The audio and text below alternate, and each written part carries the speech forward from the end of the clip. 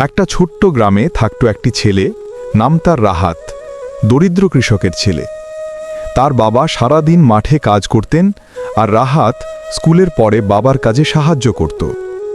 অন্যদিকে একই গ্রামের বড়লোকের ছেলে, নাম তার হৃদয়, সারাদিন খেলাধুলা আর মোবাইল নিয়ে ব্যস্ত থাকত। একদিন স্কুলে শিক্ষক বললেন, শিক্ষক, আগামী সপ্তাহে তোমরা সবাই আমার পরিশ্রমের ফল বিষয়ে প্রজেক্ট বানাবে। রাহাত খুব খুশি হয়ে ভাবল, আমি মাঠের ফসল নিয়ে কিছু দেখাবো। সে প্রতিদিন বিকেলে বাবার সঙ্গে কাজ করল, গাছের পরিচর্যা, পানি দেওয়া, আগাছা পরিষ্কার করা, সব নিজে হাতে। অন্যদিকে হৃদয় ভাবল, এত কষ্ট করব কেন, আমি দোকান থেকে একটা সুন্দর মডেল কিনে আনব।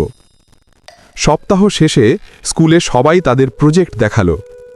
রাহাত একটা ছোট পটে গমের গাছ লাগিয়ে নিয়ে এলো, পাশে লিখেছিল, পটের ঘাম ঝরায় সেই সুখের ফসল পায়।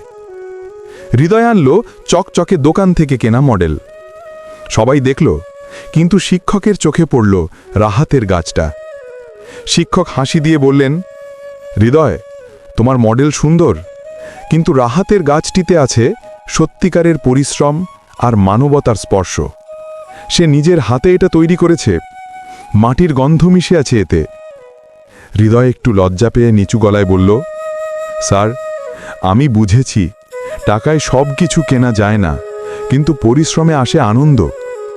রাহাত হাসল, বলল, বন্ধু, এখন থেকে আমরা একসাথে কাজ করব। আমি তোমাকে দেখাবো কিভাবে গাছ বড় হয়। সেদিন থেকে হৃদয় রাহাতের সঙ্গে মাঠে যেত, মাটির গন্ধে মিশে যেত ওদের বন্ধুত্ব।